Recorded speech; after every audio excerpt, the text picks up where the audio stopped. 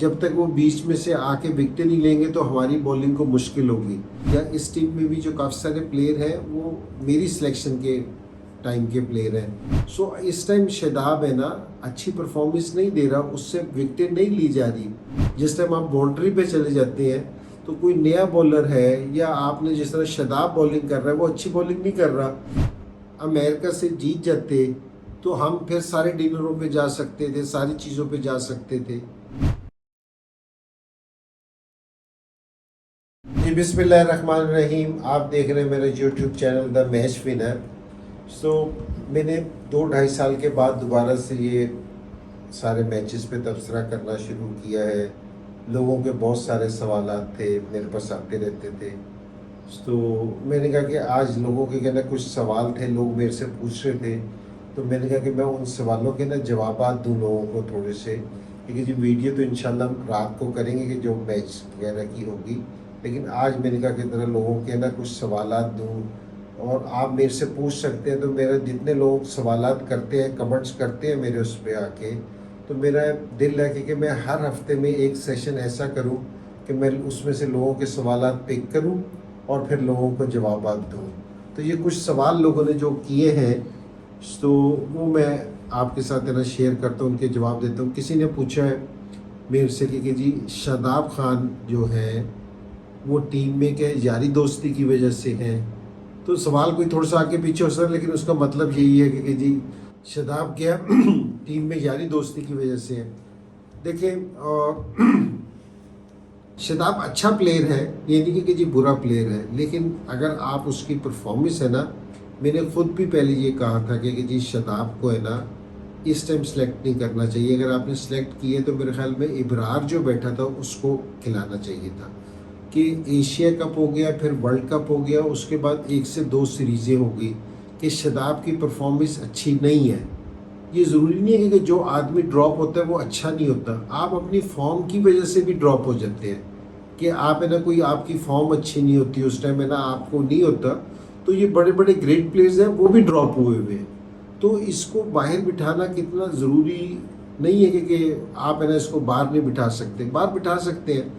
जिस तरह बाबर ने भी इस दफ़ा प्रेस कॉन्फ्रेंस में कहा है कि हम स्ट्रगल इसलिए कर रहे हैं क्योंकि जी हमारे स्पिनर्स विकेट नहीं ले रहे, जब तक वो बीच में से आके विकेट नहीं लेंगे तो हमारी बॉलिंग को मुश्किल होगी। तो मैंने कहा कि ये कप्तान है जो सिलेक्शन का भी हिस्सा है, तो मेरे ख्याल में कि जी यारी चीज़ करनी चाहिए इस अबाउट टाइम। तो यारी दोस्ती वाली बात तो मैं नहीं कहता, लेकिन मैं ये कहूँगा कि ये सिलेक्शन इस टाइम सही नहीं है, और स्पेशली 11 में सिलेक्शन इस टाइम ये सही नहीं है। तो मेरे ख्याल में जो इब्रार बैठा है या आप दूसरे स्पिनर्स को ना ज़रूर आपको देखना चाहिए जी। और ये अब जो दूसरा सवाल है ये बड़ा अच्छा है कि जी और ये होना भी इसी तरह ही चाहिए कि जी अगर मैंने काम किए तो आप मेरे से भी पूछें कि जी आपने अपने वक्त में ये वाली चीज़ की थी। तो लोगों ने पूछा कि जी आपके वक्त में भी तो आपकी सिलेक्शन यही थी। तो ये बिल्कुल बड़ा ज़बरदस्त सवाल है, और मैं इसका ये वाला कहूँगा कि ये जिस तरह शादाब है या इस टीम में भी जो काफ़ी सारे प्लेयर हैं वो मेरी सिलेक्शन के टाइम के प्लेयर हैं। जिस टाइम मैंने पहले 2016 से 2019 तक की सिलेक्शन की थी, ये सारे ये लड़के उसी सिलेक्शन में हैं।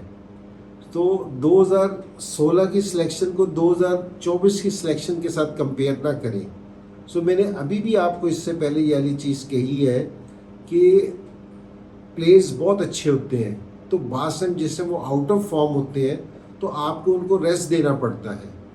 क्योंकि जी आप उनको ये नहीं है कि जी अगर वो आउट ऑफ फॉर्म भी है तो उसको आप खिलाई जा रही है। तो अगर कोई प्लेयर एक वक्त पे अगर अच्छी परफॉर्मेंस दे रहे हैं तो आप उसको ज़रूर खिलाएं, अगर अच्छी परफॉर्मेंस नहीं दे रहा तो आपको उसको नहीं खिलाना चाहिए। सो इस टाइम शादाब है ना, अच्छी परफॉर्मेंस नहीं दे रहा, उससे विकेट नहीं ली जा रही, सो आप उसको ये है कि जी रेस्ट दे सकते हैं, आप दूसरी ऑप्शंस को है ना आप यूटिलाइज कर सकते हैं। तो इसमें कोई ऐसी बात नहीं है कि जी 2016 की सिलेक्शन डिफरेंट थी, 2024 में सिलेक्शन डिफरेंट है जी। और ये अगला जो सवाल किया है वो आजकल सारे लोग यही सवाल कर रहे हैं कि उन्होंने कहा कि जी बाबर आजम को 4 साल हो गए हैं कैप्टनसी करते हुए, तो आप कहाँ देखते हैं कि जी बाबर आजम की कैप्टनसी अब कैसी है। तो ये बड़ा हार्ड सवाल है कि जिस सारी दुनिया इस टाइम बाबर आजम की कैप्टनसी पे बात कर रही है कि वो कैसा कप्तान है। तो एक मैं आपसे ये वाली चीज़ कहूँगी कि ये कैप्टनसी है ना, ये करते करते करते आती है, ऐसे नहीं आती कि जी फ़ौरन आ जाती है। और हमारे मैं बिल्कुल आपको, मैं बाबर को ये नहीं कि जी सपोर्ट कर रहा हूँ या कोई चीज़ बता, आपको बिल्कुल पाकिस्तान के हिसाब से बिल्कुल सही चीज़ बता रहा हूँ कि हमारे पे सारों से बड़ा प्रेशर ये होता है कि जी अभी आप ये देखेंगे ये ट्रांजैक्शन कैसी हुई है, ठीक है जी वर्ल्ड कप से आए तो हटा दिया कि जी आप कप्तानी नहीं कर सकते। चलो आपकी वाली बात समझ आती है। फिर शाहीन को कैप्टनसी दी, उसको एक सीरीज़ कराई तो उससे कहा कि नहीं अब तुम्हें कैप्टनसी नहीं आती। अब फिर बाबर आजम को कैप्टनसी दे दी। अब अगर कोई रिजल्ट ऊपर नीचे हो तो कह रहे कि अब तुम्हें कप्तानी नहीं आती। तो ये जो है ना कि कप्तानी नहीं आती तो आप इतनी जल्दी जल्दी लोगों को चेंज कर देते हैं, तो ये ज़रा मुश्किल है। आपने जिसको कप्तानी है ना करने से आती है, ऐसा नहीं होता कि जी कोई बॉर्न कैप्टन है कि जी आया और कप्तान बन गया। लोग सारे है ना इमरान खान की मिसाल देते हैं। इमरान खान की जो मिसाल है ना कि आपने 87 के वर्ल्ड कप में भी कैप्टनसी की थी, 87 के वर्ल्ड कप में भी कैप्टनसी और 92 के, तो ये कप्तानी आती है। और मैं ये थोड़ा सा बाबर आजम को, और ये नहीं है कि जी लोग सारी चीज़ गलत कह रहे हैं, नहीं कमज़ोरी है अपनी जगह पे, ये नहीं है कमज़ोरी नहीं है, लेकिन कमज़ोरी किस चीज़ की है कि जी बाबर आजम को और अथॉरिटी के साथ है ना कैप्टनसी करनी चाहिए, क्योंकि जी और लगना चाहिए क्योंकि जी फील्ड में क्योंकि ये कप्तान है कि वो इसलिए क्योंकि जिस टाइम ये बाउंड्री पे जाकर फील्डिंग करता है ना, क्योंकि जी और जहाँ वहाँ कहीं मुश्किल आ रही होती है तो मेरे ख्याल में इसको अपने बॉलर्स के साथ खड़े होना चाहिए, क्योंकि जी इसको ऐसी जगह खड़े होना चाहिए कि ये हर बॉल के बाद भी बॉलर से बात कर सके।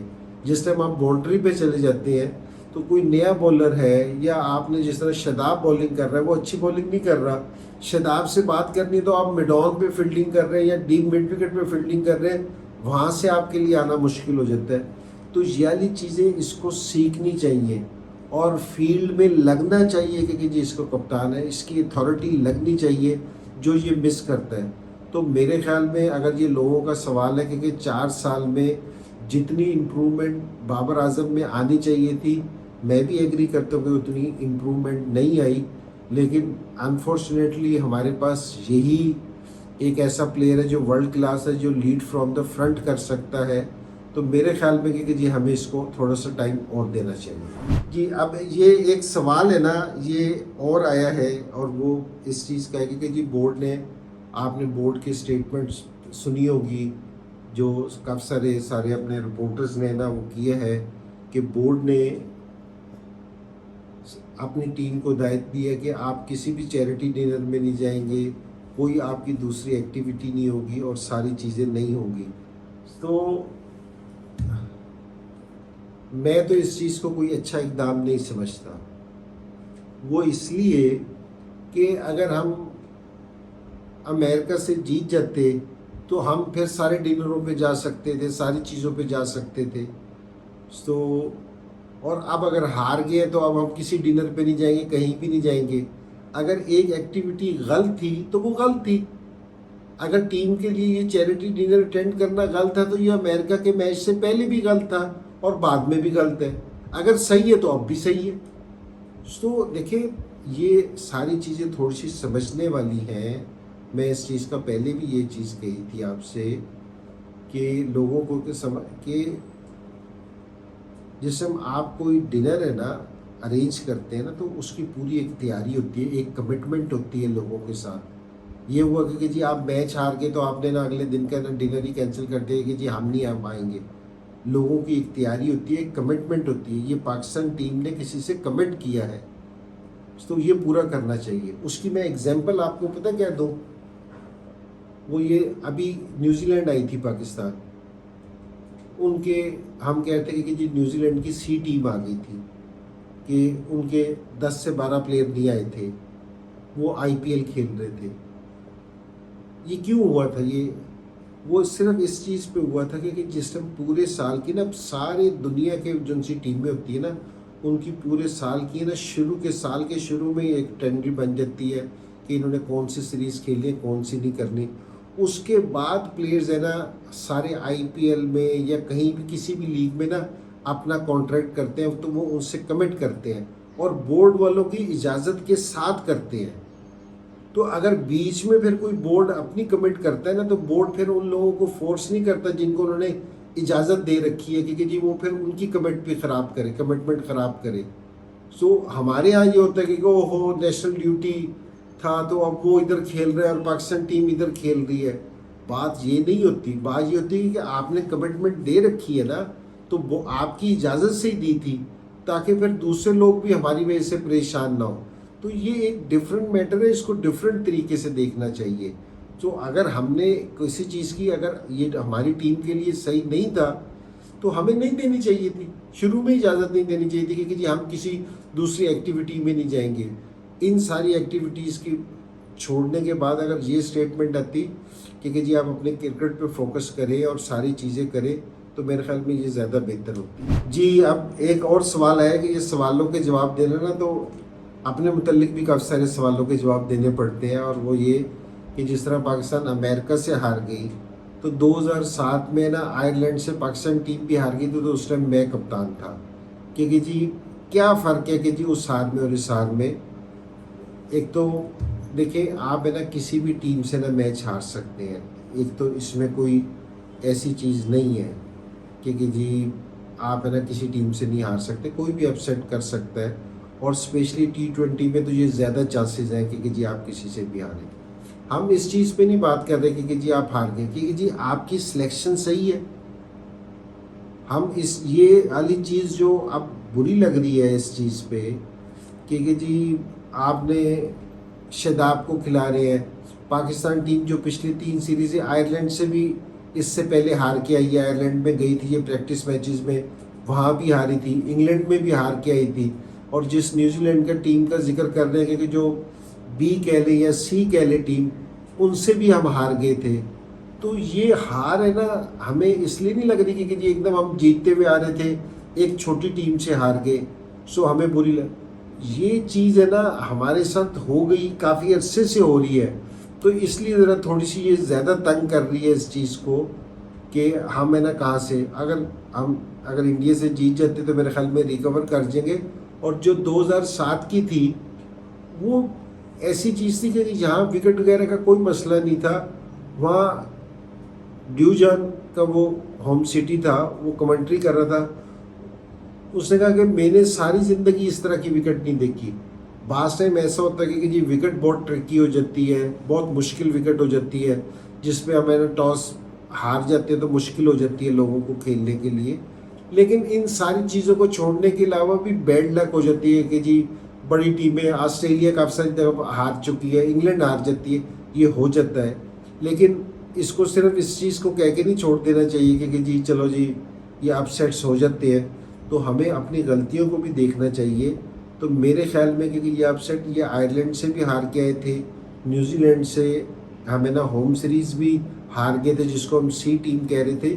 तो हमें ये अपसेट नहीं लग रहा, हमें लग रहा है कि पाकिस्तान टीम ये हार रही है रेगुलर बेसिस पे, तो इसलिए थोड़ा सा कंसर्न ज़्यादा है हमारे चीज़ का। जी, अब एक और सवाल है और मेरे लिए भी इसका जवाब देना मुश्किल है क्योंकि जी आप पाकिस्तान का क्या फ्यूचर देख रहे हैं।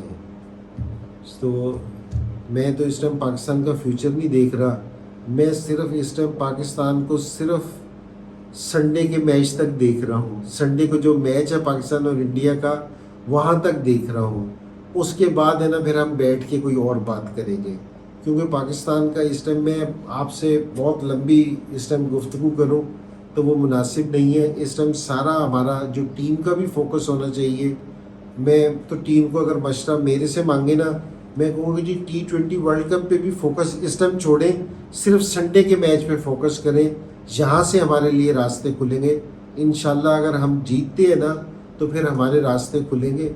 और देखो ये जो फ्यूचर कह रहा है ना, तो ये पाकिस्तान टीम के साथ और हमारे मुल्क में ये चलता रहता है कि जी अच्छा बुरा, लेकिन हम इसी तरह चलते रहते हैं।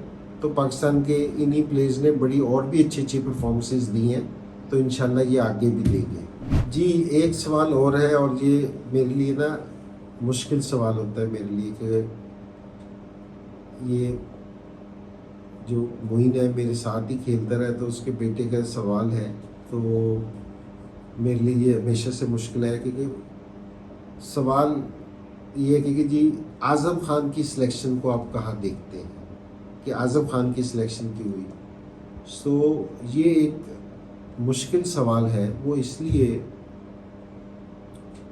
कि आज़म खान है ना जो उसमें हिट मारने की सलाहियत है। अच्छा पहली बात तो ये मैं आपको क्लियर कर दूँ, ये नहीं कि जी जो भी टैलेंटेड लड़का होगा तो उसको सीधा पाकिस्तान खिलाना है। आप लड़कों को, टैलेंटेड लड़कों को जल्द सेलेक्ट करके ना आप उनको ख़राब कर देते हैं। उनको थोड़ा सा एक्सपीरियंस मिलना चाहिए, या एक वेस्ट इंडीज़ में एक वो लीग अच्छी खेल के आए तो अब सीधा पाकिस्तानी खेल लेगा, तो ये ना करें। तो ये आज़म खान को जिस टाइम सेलेक्ट किया, ये सेलेक्टरों से सवाल है कि जिस टाइम आपने उसको वर्ल्ड कप के लिए सेलेक्ट किया उसकी 8 रन्स की एवरेज थी। आपने मिडिल ऑर्डर में 2 बैट्समैन डाले कि इफ्तिखार और एक ये, और उसके ऊपर आपने मिडिल ऑर्डर की पूरी जिम्मेदारी डाल दी कि जी ये करेगा। जिस आदमी की 8 रन्स की एवरेज हो तो वो इस चीज़ को किस तरह लेके जाएगा। तो आपने उसके ऊपर भी प्रेशर डाल दिया बहुत ज़्यादा, क्योंकि जी वो भी बेचारा अंडर प्रेशर आ गया। और ये अच्छा प्लेयर है, अगर ये थोड़ा सा क्रिकेट खेल के आप इसको लेके आते तो इसके लिए भी बहुत बेहतर था और पाकिस्तान के लिए भी बहुत बेहतर था कि आप अपने टैलेंट में कई दफ़ा ये पहले जिक्र कर चुका हूँ कि जो 2 लड़के होते थे, एक हसन अली और एक शदाब खान, दोनों बहुत टैलेंटेड लड़के थे। हसन रज़ा और ये दोनों बैट्समैन थे, ये कराची से खेलते थे, और शदाब खान दोनों बहुत टैलेंटेड थे। सिलेक्टर्स ने इन दोनों को जल्दी डाल दिया, वो बेचारे आते ही फ्लॉप हो गए। तो उसके बाद वो सारी ज़िंदगी संभल नहीं सके। अगर उनको थोड़े से टाइम के साथ लेके आते तो आपको बेहतर परफॉर्म करते। और यही मैं आज़म खान का और ये साइम अयूब का भी कह रहा हूँ कि इनको थोड़ा सा खेलने दो, दोनों में टैलेंट है, थोड़ा सा इनको टाइम दो। फिर ये टाइम देने के बाद जिस टाइम आएंगे तो ये पाकिस्तान के लिए बेहतर परफॉर्मेंस देंगे। तो इस तरह किसी भी लड़के को ज़ाया करने की कोशिश ना करें, और इसी तरह ये आज़म खान के साथ भी हो रहा है जी। और ये मैं जो देख रहा हूँ सवालात तो बेतहाशा है मेरे पास, क्योंकि जी जिनके जवाब और भी हैं, लेकिन टाइम एक मखसूस है थोड़ा सा कि जितने में दे सकते हैं। लेकिन ये है कि जी आप मेरे पास सवाल भेजते रहें। तो मैंने ये कहा कि जी हर वीक में ना एक दिन है ना मैं आप लोगों के सवालों के जवाब दूंगा कि जी जो भी आपने मेरे से पूछना हो तो आप मेरे से पूछ सकते हैं। तो आपसे इस तरह मेरा रहेगा, मेरे लिए भी बेहतर है और आपके भी सवालों के जवाब हो जाएंगे।